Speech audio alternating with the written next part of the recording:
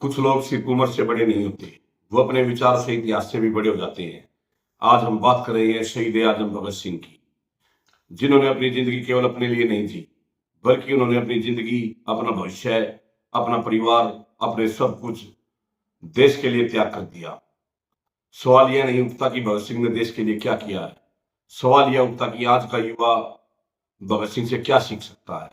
नमस्कार दोस्तों, मैं हूं लव कुमार एडवोकेट और आप सभी का स्वागत है हमारे चैनल मोटिवेशन विद लव में। क्या भगत सिंह हमें सिर्फ देशभक्ति सिखाते हैं या उनका जीवन हमें साहस, त्याग, बलिदान, ज्ञान की प्रेरणा देता है? आज हम भगत सिंह के जीवन से जुड़े इन सभी पहलुओं पर चर्चा करेंगे। भगत सिंह का जन्म 28 सितंबर 1907 को पंजाब के बंगा गांव में हुआ था। उस समय पूरे भारत में ब्रिटिश शासन हुआ करता था। भगत सिंह का परिवार स्वतंत्रता आंदोलन से जुड़ा हुआ था, इसलिए भगत सिंह के परिवार में अक्सर अंग्रेजों की गुलामी, अंग्रेजों के अत्याचार और भारत की आजादी पर विचार हुआ करता था। तो बचपन से ही भगत सिंह के अंदर देश को आजाद कराने का विचार पैदा हो गया था। दोस्तों, आपके आसपास की परिस्थिति और वातावरण भी आपके विचारों को प्रभावित करती है। यदि आप नकारात्मक लोगों के बीच रहेंगे, निराश लोगों के बीच में रहेंगे, ऐसे लोगों के बीच में रहेंगे जो हर समय कमजोरी की बातें करते हैं, तो आपका भी आत्मविश्वास कमजोर हो जाएगा। 1919 की जलियांवाला बाग हत्याकांड की घटना ने भगत सिंह के जीवन पर गहरा प्रभाव डाला। उस घटना ने भगत सिंह के अंदर देशभक्ति की भावना को और अधिक मजबूत कर दिया। भगत सिंह ने अपना लक्ष्य तय कर लिया कि अब देश को आजाद करवाना है। उन्होंने केवल सिर्फ गुस्सा नहीं किया, बल्कि उन्होंने अपना लक्ष्य तय किया। दोस्तों, गुस्सा हमें कुछ समय के लिए ताकत देता है, लेकिन जो हमारा लक्ष्य होता है वो हमें आगे बढ़ने के लिए प्रेरणा देता है। आज हमारे जीवन में बहुत परेशानियां हैं। कोई सफलता को लेकर परेशान है, कोई रिश्तों को लेकर परेशान है, कोई नौकरी को लेकर परेशान है। इस परेशानी को अपनी ताकत बनाइए और अपने लक्ष्य की तरफ बढ़ते रहिए। बहुत से लोग भगत सिंह को केवल एक साहसी व्यक्ति मानते हैं, लेकिन उनके व्यक्तित्व की सबसे बड़ी विशेषता थी उनका ज्ञान। भगत सिंह किताबों को पढ़ते थे, वो अध्ययन करते रहते थे। उन्होंने अपने विचारों को विकसित किया, जो आज के युवाओं को सीख देता है, जो आज घंटों घंटों मोबाइल स्क्रॉल करते रहते हैं, शॉर्ट्स रील देखते रहते हैं, रात के 2-2 बजे तक जागते हैं, पार्टियां करते हैं। यदि आपको अपने जीवन में कुछ बड़ा करना है, तो आपको अपने विचारों को भी विकसित करना होगा, आपको अध्ययन करना होगा,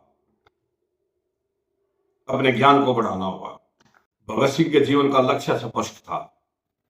वो अपना हर कार्य अपने लक्ष्य को ध्यान में रखकर करते थे। दोस्तों, आज आपके जीवन में परेशानी इसलिए है कि आपका लक्ष्य स्पष्ट नहीं है। आज आप एक काम करते हैं, कल को दूसरा काम शुरू कर देते हैं, कुछ समय बाद आप तीसरा काम शुरू कर देते हैं, और जब आप असफल होते हैं तब आप अपनी किस्मत को दोष देते हैं। दोस्तों, दोष आपकी किस्मत में नहीं है, आपके लक्ष्य ही स्पष्ट नहीं है, इसलिए आप बार बार फेल हो रहे हैं। और भगत सिंह का जीवन हमें यही सिखाता है कि भगत सिंह ने अपने लक्ष्य की प्राप्ति के लिए अपने जीवन को भी त्याग दिया। उनके लक्ष्य बिल्कुल क्लियर थे।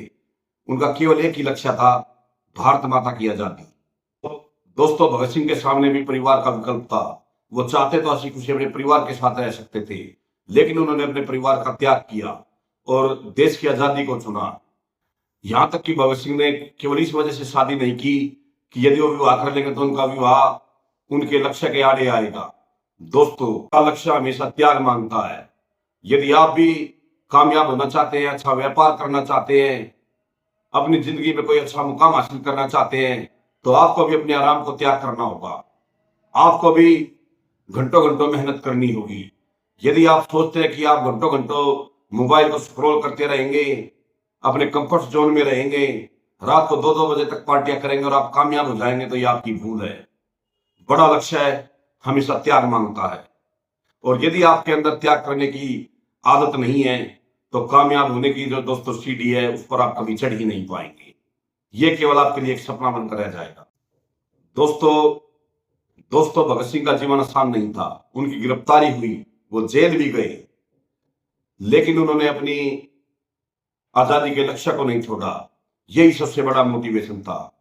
दोस्तों, असली परीक्षा तब नहीं होती जब सब कुछ अच्छा चल रहा है। असली परीक्षा तब होती है जब आपके पास पैसा भी कम है, आपके दोस्त आपको छोड़कर जा रहे हैं, आप लगातार सफलता कर रहे हैं और उसके बावजूद भी आपके कार्य सिद्ध नहीं हो रहे हैं, लोग आपका मजाक उड़ा रहे हैं, और इतना होने के बाद भी आप मानसिक रूप से अड़े हुए हैं और इतना सब होने के बाद भी आप अपने कार्य में लगे हुए हैं, अपने लक्ष्य की प्राप्ति के लिए मेहनत कर रहे हैं, तो आप मानसिक रूप से मजबूत व्यक्ति हैं। दोस्तों, परिस्थितियां कभी भी आपकी सोच से बड़ी नहीं हो सकती। भगत सिंह जेल गए, उनको वहां पर तरह तरह की यातनाएं दी गई, लेकिन उन्होंने अपने लक्ष्य को नहीं छोड़ा। अपने लक्ष्य की प्राप्ति के लिए भगत सिंह ने जेल में रहकर भी अध्ययन किया। ऐसे ही यदि लोग आपको छोड़कर जा रहे हैं तो आप खुद पर भरोसा कीजिए। यदि आपके पास पैसों की कमी है तो अपने कौशल को बढ़ाइए।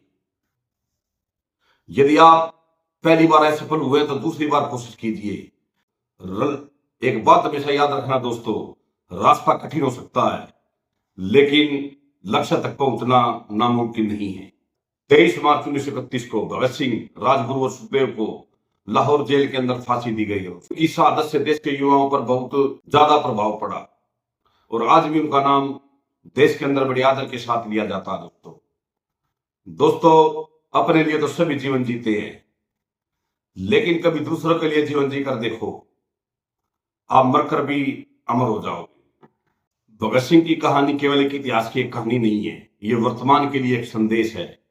आज हमें अंग्रेजों से लड़ने की जरूरत नहीं है, लेकिन आज हमारी लड़ाई है गरीबी से, हमारी अज्ञानता से, हमारी नशे की लत से, हमारी कमजोरियों से।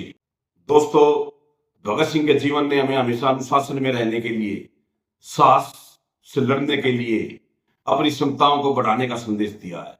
दोस्तों, यदि वीडियो में मेरे द्वारा दी गई जानकारी आपको अच्छी लगी तो मेरी वीडियो को लाइक कीजिए, चैनल को सब्सक्राइब कीजिए। तो चलिए दोस्तों, मिलते हैं अगली वीडियो में अन्य किसी विषय के साथ।